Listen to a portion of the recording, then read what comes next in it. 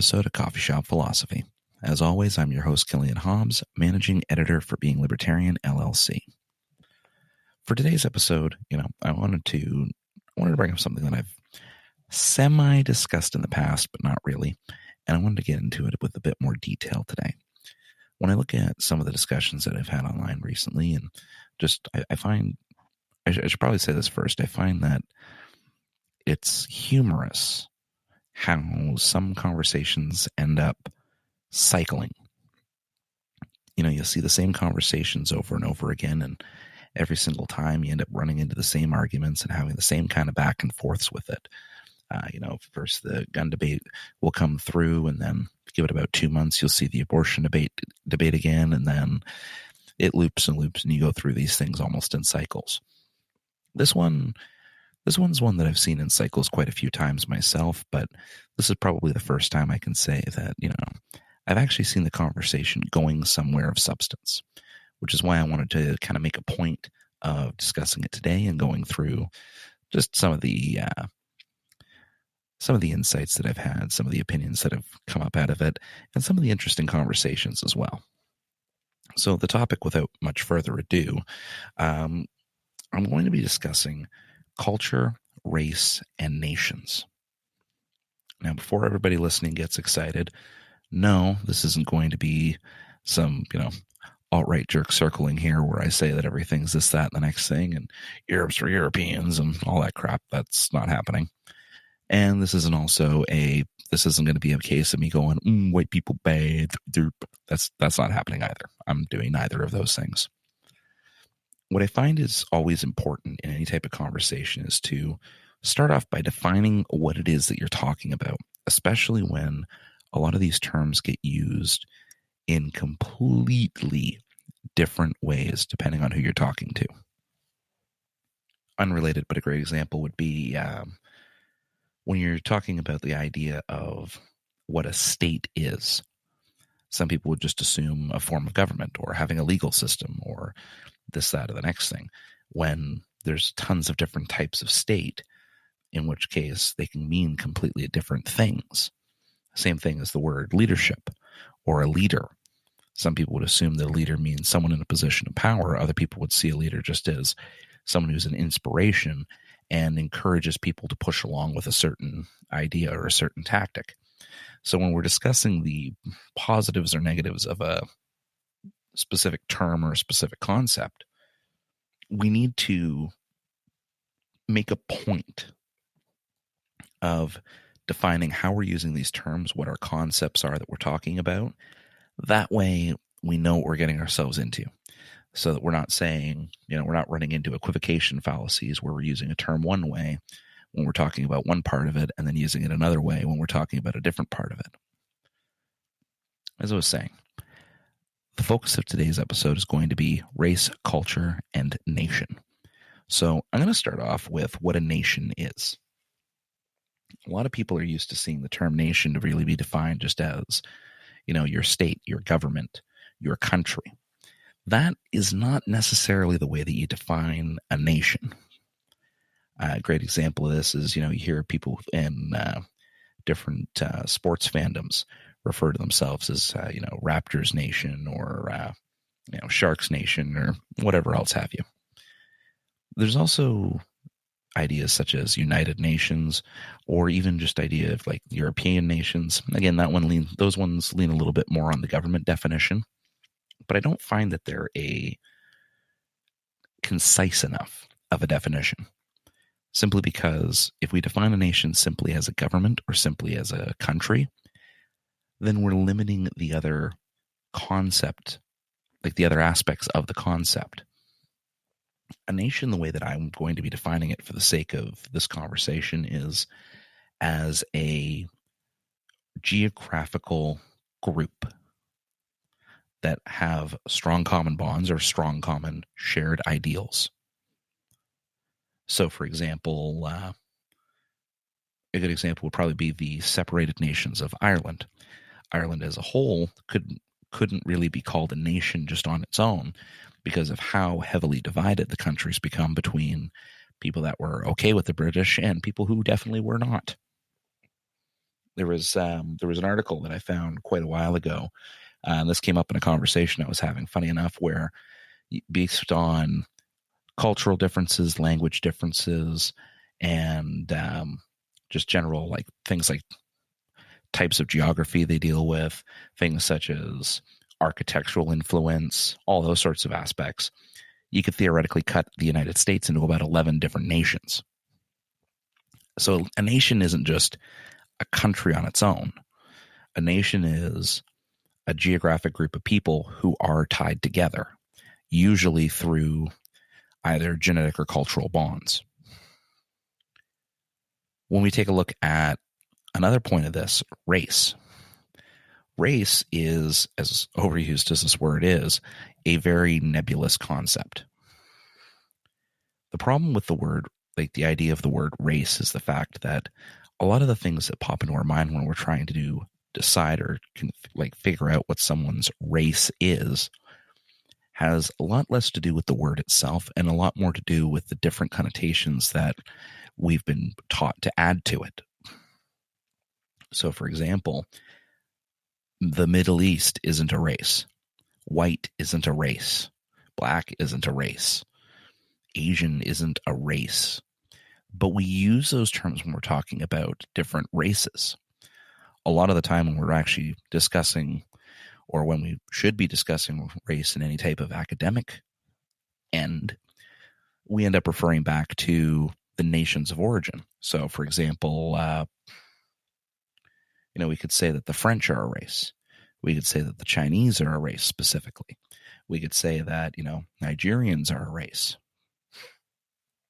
But why is it that we accept both of these definitions, both a very broad scale and then even a more specific that's still kind of broad scale when you consider the size of some of these countries? When we take a look at this, we can see that there isn't a concrete definition for race in that sense. Like, yes, there's the textbook definition, or there's the dictionary definition, but it doesn't match up to how we actually use the word. A good example of this is how the idea of just black people and white people came to be. A lot of this came out of the multiculturalism we started to see in Western countries and the forced multiculturalism that came out of the American slave trade.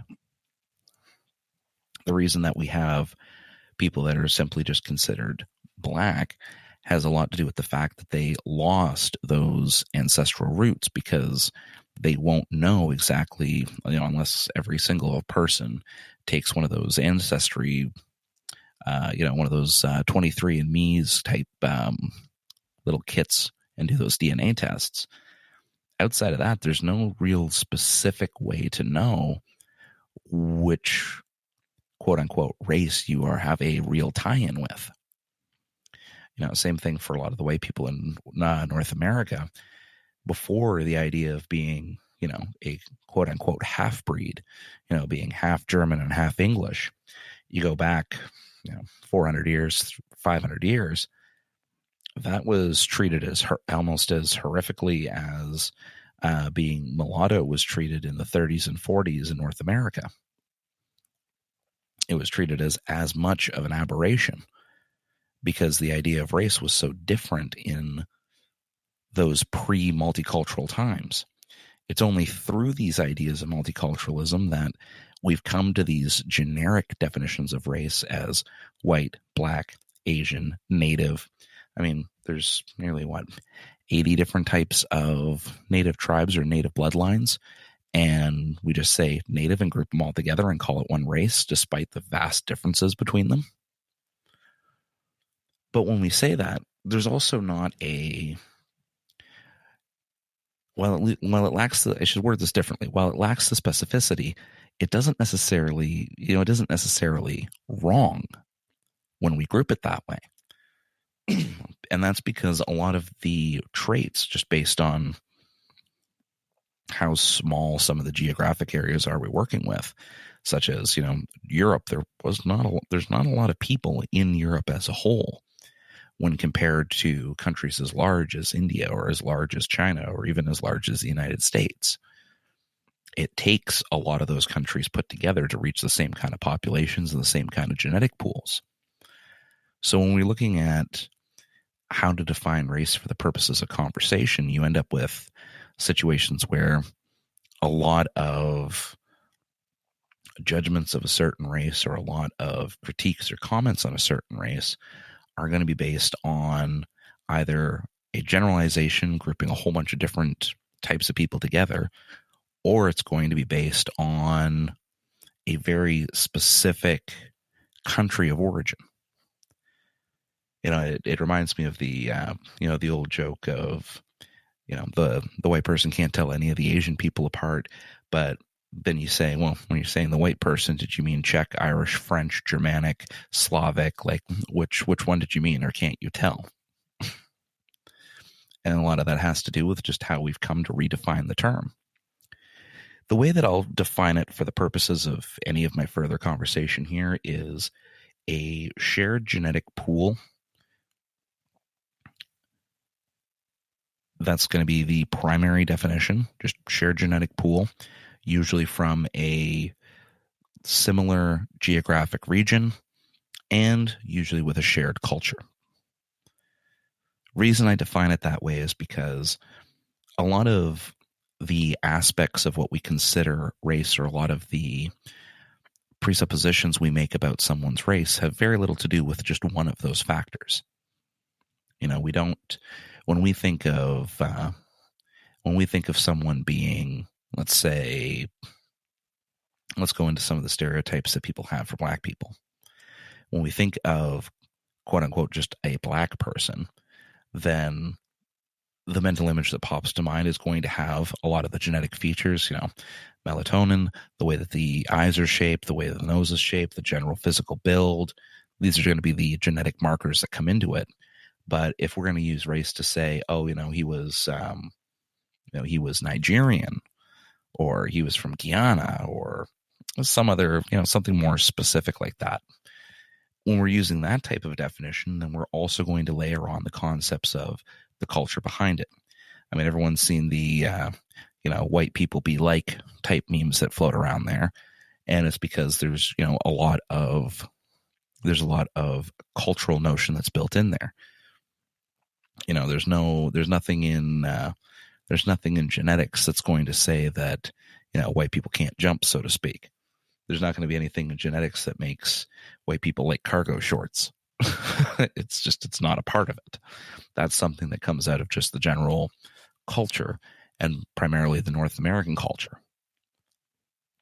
And that's where those other aspects of the identity come into play, which is why a lot of academic sources, while they'll still make comments on things being racist, they'll avoid using race as a metric in and of itself for trying to do any type of statistical analysis, just because it's really difficult to pinpoint, and it doesn't give you a good marker to work with when we're talking about people who are multi-race, which is, if we exclude people from rural areas and focus on people who are in anything that could be considered larger than a township, almost everybody is in some way, shape, or form, at some point in their lineage, mixed. It might be small degrees, but there's always going to be some form of, you're not going to find someone who is 100% Anglo-Saxon and can trace their bloodline with 100% accuracy back to, pre the invasion 1068. They're not going to be able to go back that far and make that, make a point of proof and say, oh yeah, 100%, it's just Britain all the way. Any type of genetic marker test is going to show that that's probably a lie. It's just not something that you see outside of extremely rural areas. And even then, there's usually, someone shacked up with a traveler 1,200 years ago, and that's in your bloodline now. It's just how it is. Now, for my definition for how I'll use it, like I said, I'm going to be defining it as a combination of geographical proximity, of, of a person's ancestors, which includes shared genetic traits and shared cultural traits. Which brings us to probably the most important of the three, which is the concept of culture. When we're looking at culture, this gets used in such bastardized ways that it makes having any serious conversation about the concept of culture, the values of culture, practically impossible. Because as soon as you start to say that a particular culture is, a particular type of culture might have more positive traits or more negative traits, it immediately gets pushed back into saying that it has something to do with the race of the people in the culture. Well, to that I'll say, and I use this as an example in a discussion I was having, there are some cultures that believe in cannibalism and think that cannibalism is important. Would we say that preserving that culture is, would we say that saying cannibalism is bad, is that a form of racism? No. And I would honestly, I try to be a little more, I try to be respectful in a lot of the discussions I have, but I think that I would honestly laugh directly in someone's face if they tried to make that claim. So what is culture? Culture, in my opinion, can best be defined as the shared social norms and general beliefs of a group of people. So this differs from just standard ideology, though, because an ideology isn't linked to the day-to-day interactions of people. I mean, sure, your ideology can drive your day-to-day interactions, and I would consider culture a form of ideology, but culture differs because of what it includes and incorporates, the aspects of life that it takes a major role in. For example, the idea in Japanese culture of always taking your shoes off at the door when you enter into someone's house.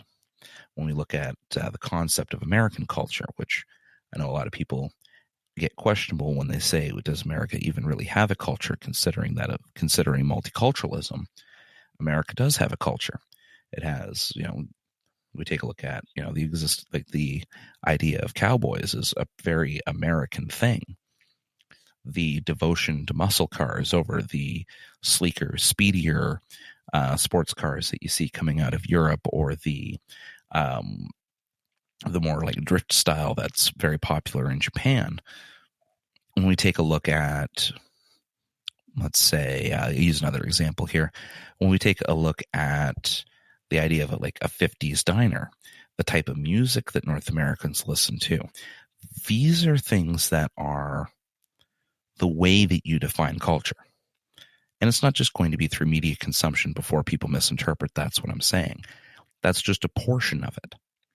That is an aspect of North American culture. So when we're defining culture, when we're using the term culture, it differs from an ideology because an ideology usually has a certain goal in mind or a certain view of life in mind. Culture is the ideology that you don't need to express out loud. You don't need to specifically say, I believe in listening to Michael Jackson music. That's not really a declaration of ideology. But things like shared social norms, concepts of etiquette, concepts of how to treat each other, concepts of what should and shouldn't be rights, these are things that define your culture. And this is where we can start to have objective conversations about the best kind of culture to have. I mean, we even see this when we hear people talk about, cultivating a good business culture and the way that you set things up in your business and how you have people interacting with each other and how important it is to have some of those different norms in that kind of environment, because those are going to shape the way that people think, act, and behave. And they're going to do so on a much deeper level than simply having someone either write a book espousing their ideology or even just having it dictated to them that, these are the things that you're going to be expected to do. When you have a good culture amongst people, you start to see, improved levels of social interaction. You start to see people just generally happier because they're all on the same page. There's more room for cooperation. There's more room for understanding. Even if sometimes the things, sometimes someone says something that's a little off color, or a little that doesn't quite make sense in the tones of their culture, the way their language is developed, everything else, it makes perfect sense to the people that are inside that type of culture. Anyone that's done any kind of traveling abroad, or even people who have made a point of interacting with people from other cultures and other countries, can say that the method, like the ideas of thinking, the ideas of how to live life, how to interact with each other, all of which can be summarized just as a set of social norms, can vastly differ from even just different villages inside the same country. New York culture is very, very different from Chicago culture, which in turn is very, very different than Orlando, and completely, vastly different than if you were to go to Calgary here in Canada. All of which are major cities, but they're all going to be very, very different experiences, just based on the type of social norms that people have developed in those areas.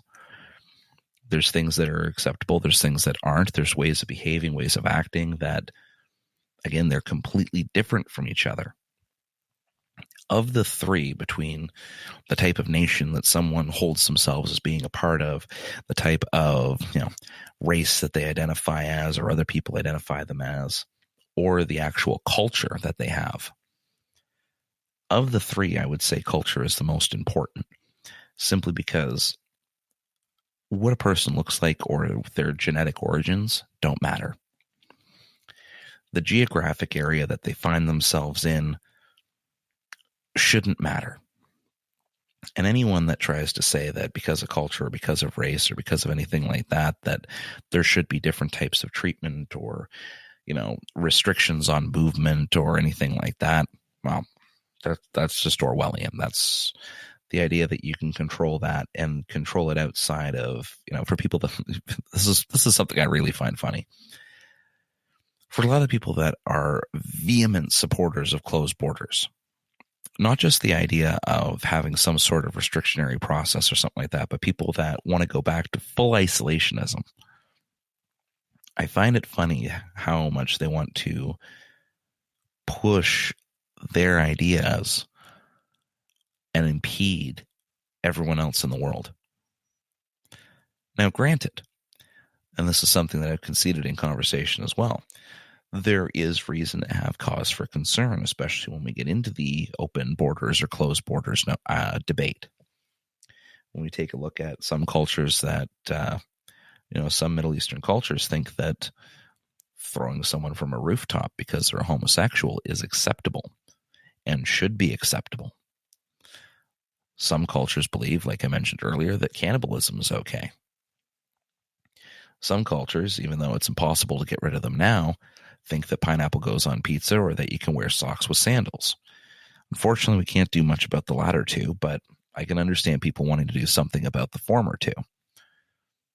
The problem is that it ignores two key factors.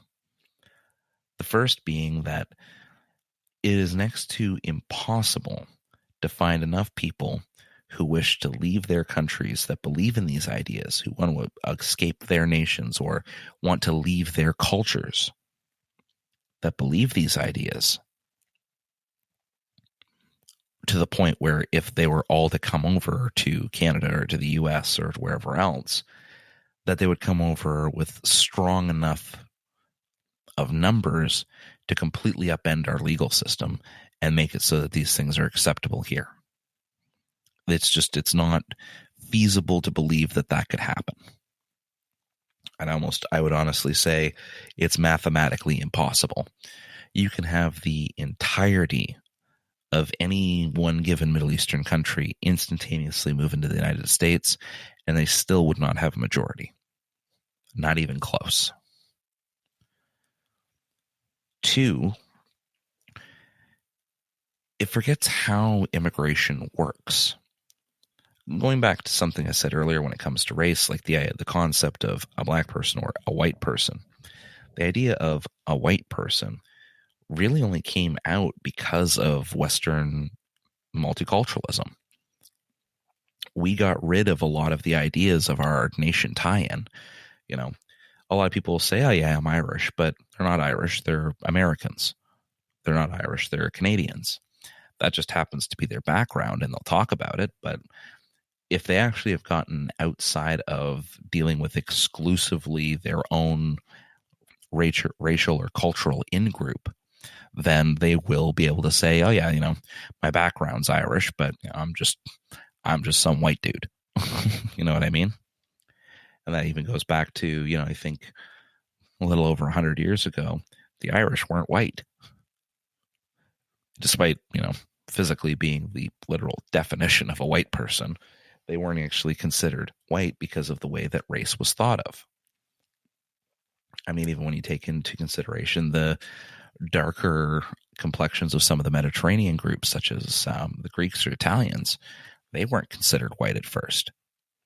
But now when we look at it, we consider a white person to be pretty much anyone from Europe that it wasn't from Turkey.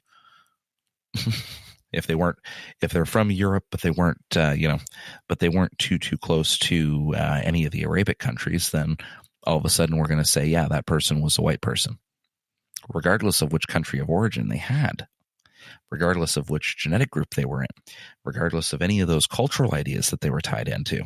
We'll just generalize it and say, ah, yeah, white, ah, yeah, Asian, ah, yeah, black, oh, yeah, this, oh, yeah, that. And when we do this, when we make these generalizations, first it shows that we're moving past some of these nation tie-ins, and we're disentangling some of these concepts.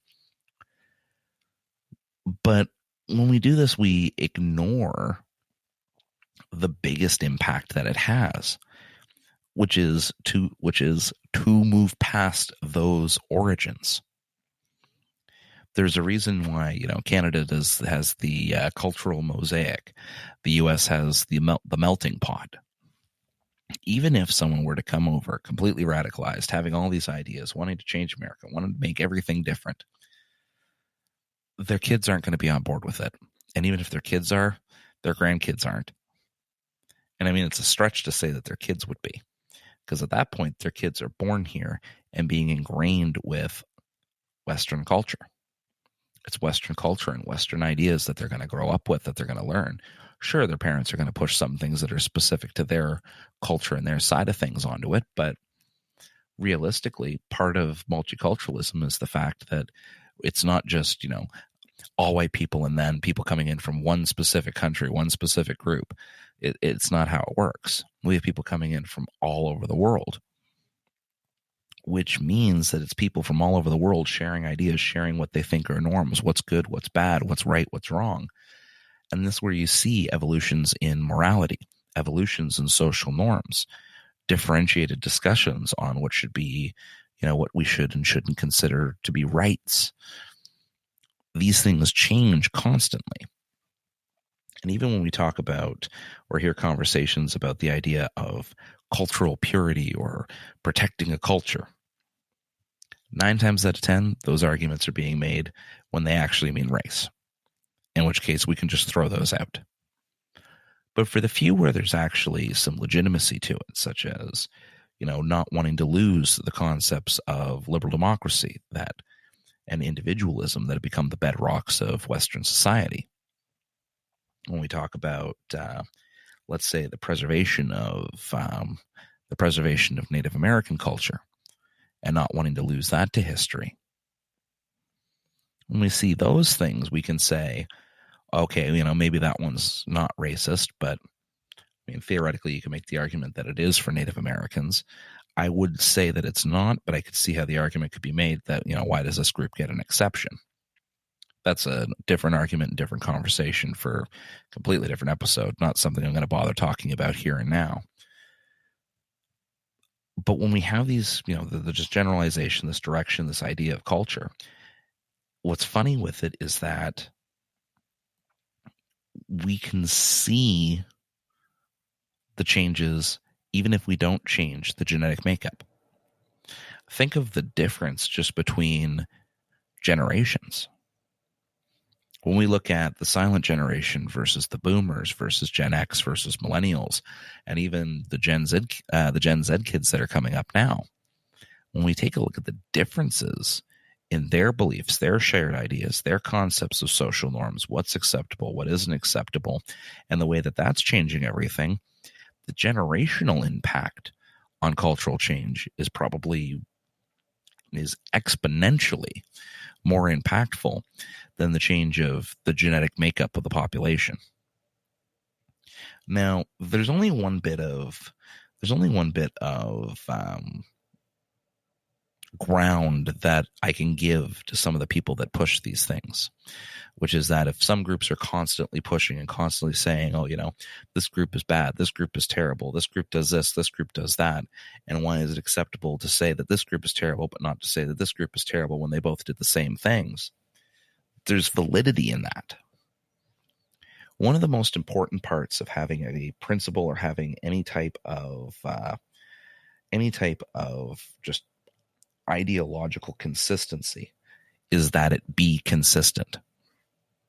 If we're discussing the idea of, being against racism, that means that any type of prejudice against any type of racial group needs to be considered terrible. The problem that we run into with that is that you have a lot of the progressives and a lot of the liberal types that will say this and then start bashing white people. The other side of it is that you'll have a lot of people that will, on the white side say that, hey, that's racist too. You can't go after white people like that. That's not the way that it should be. And then they'll start spouting off about 13% equaling 50%. And start going into those types of numbers and doing that sort of thing. It's all about consistency. If it's something that you say you believe in, then actually believe in it. Actually say that, this is something that I stand for. If you disagree with the idea of conquest and people being displaced, if you're a firm believer that the Native American conquest was illegitimate, the land should all be given back. Okay, let's say we believe that. Let's say we agree with that. Excellent. While we're at it, let's get some people together, fight China and free Tibet. While we're at it, let's decolonialize large portions of Mongolia. While we're at it, let's take any person that has any type of Norman blood in them and kick them out of Britain. Because Britain belonged to the Anglo-Saxons. How far back do you want to go? How far into history do we need to go back and forth to figuring out who has legitimacy to certain land claims? I mean, if you're trying to trace it back that far, let's say we've got, let's say we have someone who's was part of the Roman Empire, over the 2,000 odd years ago. And during the time when it was part of the Roman Empire, they were given lands in a different country, and then their descendants grew up and just became part of that country. Would we consider them illegitimate and need to send them back to Rome? No.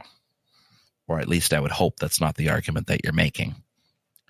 A lot of those things become very tricky and very questionable once we're trying to have consistency with them, but it's exactly because of that we need to have the consistency. If we're not making consistent arguments and we're not holding ourselves accountable to those arguments, then it's going to be next to impossible for us to convince other people that we're right, or to be able to even prove it on an objective level that this is something worth fighting for. I definitely believe that any type of real racism, any actual proper prejudice, like something like Russell Peters taking jabs at, this group or the next thing, that's in good fun. That's just humorous. I'm not going to go ahead and say, oh, that's racist. He's attacking them. He's attacking Indian people. That's terrible. I'm not going to call that racist. That's just funny to me. But when there's an actual attack going on, or an actual form of, very clear hatred towards a specific group based on something like their sexuality, their race, their religion. I mean, religion's a huge one. I could do a whole episode on the concept of religious persecution, and also the hypocrisy of some atheists where they'll take swings at Christianity left, right, and center, but will say nothing about Judaism and nothing about Islam and nothing about Hinduism or anything else. And they're basically just anti-Christian. They're not really true atheists at that point, because they won't bother talking about any of the other faiths. They won't say anything to it. Whether that's through cowardice, a concern for, whether that's through cowardice, a concern for not offending people on racial basis, which if it's that concept, then why is Christianity acceptable? But hey, it shows a lack of consistency in what they say they believe in, what they stand for. So when we're talking, to wrap everything up here, when we're talking about the idea of nation and race and culture and all of these topics, those definitions that I've defined, I use those because I find that they're the easiest way to differentiate them from each other. It helps showcase the importances and lack of importance that some of them hold. And the biggest thing for making that separation is to understand that they are all connected, despite being separable ideas. It's hard to have a nation when you have no kind of kinship with the people there, either ideologically or even physically. It's hard to picture someone's race without also automatically picturing all of these other aspects of them. And it is difficult to develop a culture without having some form of shared geographic area in which these people's interactions can build that culture. The little changes and little back and forths when people share ideas and come up with, best practices for dealing with each other. The biggest importance and the biggest takeaway that I want people to have from all the different things that I've mentioned or ideas that I've gone through here is that we need to be able to have an open discussion about these topics without fear of reprimand, without fear of offending anybody, but also without without the bad faith of having the intention of violating the very thing that we say that we're against. It's very hard for me to take anyone seriously who says that they're, against sexism and then rail on about how terrible men are. It's hard for me to take someone seriously who says that, like the other example I gave there, that says that they're atheist but only has problems with one religion. Or the person who says that they hate racism but will go through a whole bunch of stereotypes about different races anyway. And, a great example of this would be some of the Democrats' reactions to black voters right now. Some of the Bernie bros are, I've seen some, let's just say, colorful comments when it comes to how they're viewing the intelligence of black people who have chosen to vote for Joe Biden over voting for Bernie Sanders. These are the same people that will jump up and down and tell you that, race should never matter. Race is not important. If you have anything to say about race, you're just a racist and you're a bigot and you're this and you're that. But as soon as it doesn't go the way they want, it's an immediate 180 flip and they've got nothing but negativity to say. I think the worst comment I saw on the matter was someone saying that the worst thing that ever happened was the Mayflower, not because of racism, but because it led to people voting for Joe Biden over Bernie Sanders. Like, how fucking daft do you need to be to even have the audacity to make that comment? I could think of people who, wrestle bears that wouldn't have the audacity to say something like that. You know what I mean? But anyway, I'll wrap everything up here. I hope that the main takeaways that you have, of course, is just having that consistency, understanding that these ideas are connected yet separate, and understanding that we need to be able to have a conversation with them, a conversation about these ideas, and be able to actually get somewhere with it without simply devolving into name calling. To help avoid that, I find that the definition is probably the most important starting place. And I hope that the definitions and some of the examples I use to back them up can help you in any of the discussions that you might have about these topics. So, like I said, I'm going to wrap everything up here. If you haven't already, do make sure to follow Killian Hobbs author on Facebook there. If you have any questions about the show, general questions about some of the articles I've written in the past, or potentially looking to get on the show, anything like that, simply just send me a message through the Facebook page and I'll get right back to you. Otherwise, if you liked what you heard and you'd like to hear more, I'll see you again next week.